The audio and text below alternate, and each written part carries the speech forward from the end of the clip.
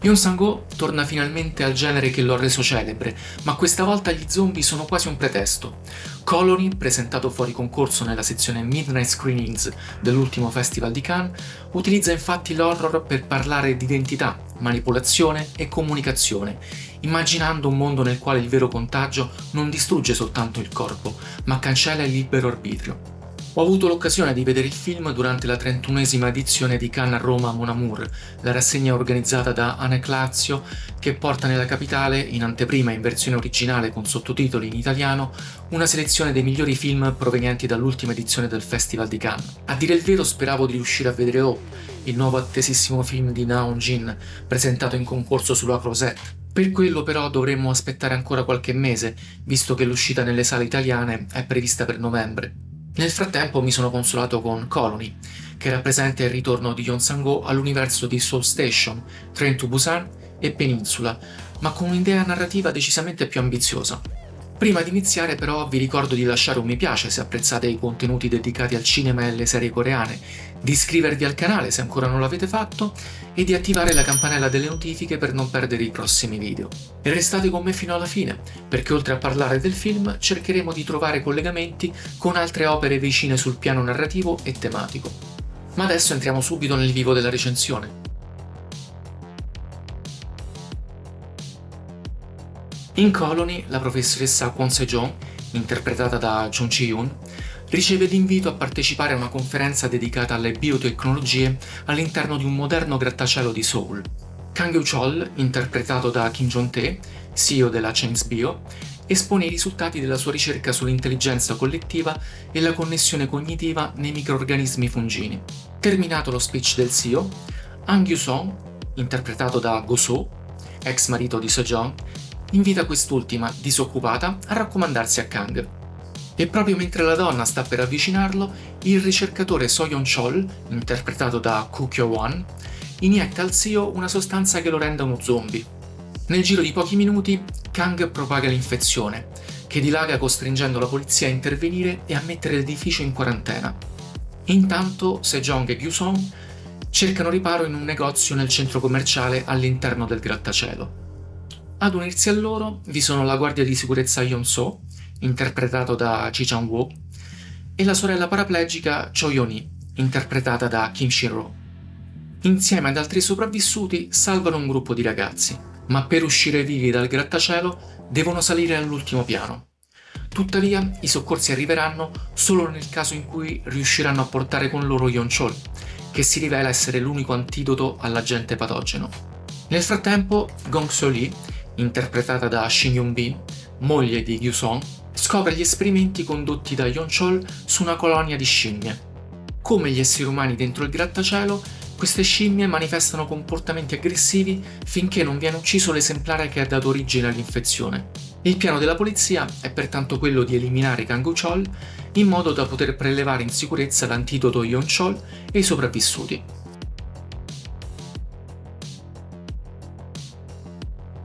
Dopo Seoul Station, Train to Busan e Peninsula, Yeon Sang-ho torna all'universo zombesco che l'ha reso celebre con Colony, un horror che aggiunge al contagio l'incubo di una mente collettiva, riflettendo sull'incomunicabilità e sulla progressiva disgregazione della società.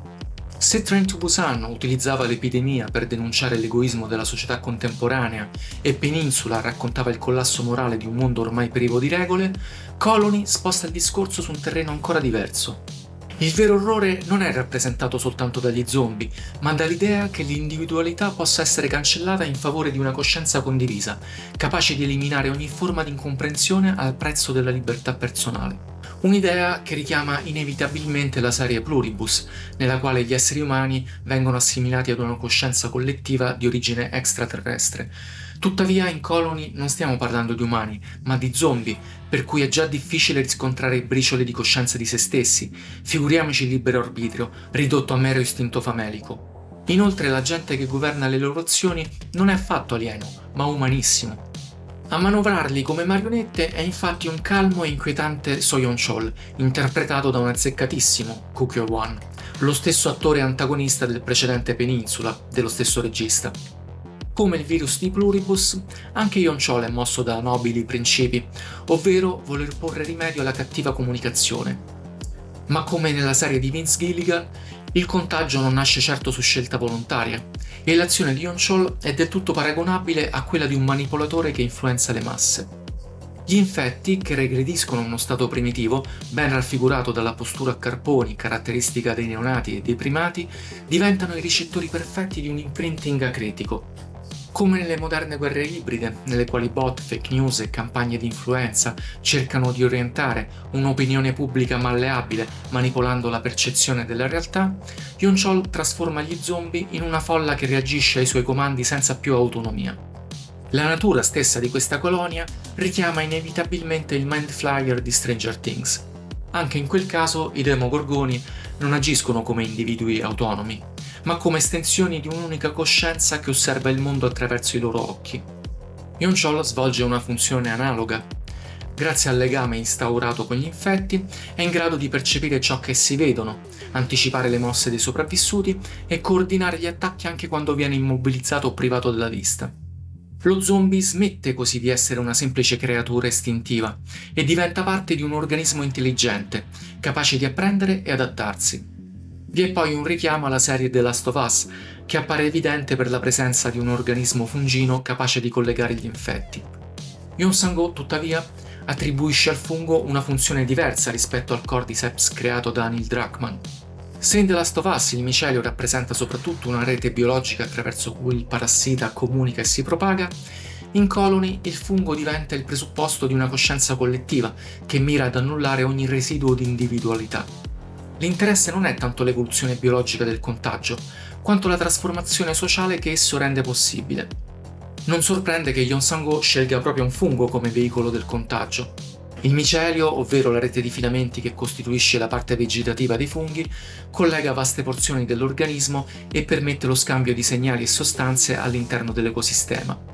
Trasformando questa caratteristica biologica in un espediente narrativo, il regista immagina una società nella quale gli individui cessano di esistere come coscienze autonome per diventare semplici nodi di una rete collettiva. Il fungo non rappresenta quindi soltanto l'origine dell'infezione, ma il simbolo stesso di una comunicazione assoluta che annulla ogni differenza individuale. Se Yonchol governa la colonia attraverso una rete biologica, Yeon Sang-ho suggerisce che esistono forme di manipolazione ancora più pervasive, capaci di stimolare anche una massa privata di ogni coscienza critica. Non è un caso che gran parte della vicenda si svolga all'interno di un centro commerciale, uno spazio costruito proprio per catturare l'attenzione attraverso insegne luminose, schermi e pubblicità. Gli zombie vengono irresistibilmente attratti da questi stimoli visivi, quasi fossero incapaci di distinguere ciò che merita davvero attenzione da ciò che è stato progettato per reclamarla. È un'immagine che richiama inevitabilmente Dawn of the Dead di George Romero, dove il centro commerciale rappresentava il tempio del consumismo, in cui gli zombie entravano perché guidati dalla memoria automatica delle proprie abitudini materialistiche. Yeon Sang-ho riprende quella stessa ambientazione, ma ne aggiorna il significato. Oggi non sono più soltanto le merci a contendersi il nostro sguardo, bensì un flusso continuo di immagini, notifiche e contenuti che competono per conquistare ogni istante della nostra attenzione. È un condizionamento ormai talmente radicato nella società contemporanea che neanche il coordinatore Yonchol può fermare un'orda di fan che si accalcano davanti al manifesto di una boy band, segnando ironicamente la sua fine. Dietro questa riflessione sulla manipolazione delle masse si nasconde però un tema ancora più profondo in Colony. Per Yonchol il vero virus non è il fungo, ma l'incapacità degli esseri umani di comunicare tra loro. L'esperimento che dà origine alla colonia nasce infatti dal desiderio del ricercatore di eliminare le incomprensioni, convinto che proprio la cattiva comunicazione sia l'origine dei conflitti, delle discriminazioni e dell'egoismo che attraversano la società. Una convinzione che affonda le proprie radici nel trauma vissuto durante l'infanzia e nelle parole lasciategli dal padre, diventate negli anni il principio ispiratore della sua ricerca. Se la colonia rappresenta la soluzione estrema immaginata da Yonchol, Yeon Sang-ho si preoccupa però di mostrarne le motivazioni. Il regista costruisce infatti una narrazione nella quale egoismo, bullismo e assenza di empatia sembrano confermare, almeno in parte, la diagnosi del suo antagonista, suggerendo come il vero virus fosse già presente nella società ben prima dell'epidemia. Il caso più emblematico è quello della ragazza vittima di bullismo. La giovane ricorda come il suo inferno non sia iniziato con l'epidemia, ma prima, tra le umiliazioni e le sopraffazioni dei suoi aguzzini. Questa frase assume un peso ancora maggiore nel momento in cui una ragazza che l'aveva tormentata cerca il suo perdono. Il pentimento però arriva soltanto quando la morte diventa una possibilità concreta. La paura sostituisce improvvisamente l'arroganza, ma Yeon Sang-ho evita qualsiasi facile redenzione. La sceneggiatura dimostra infatti come il comportamento della bulla non sia realmente cambiato.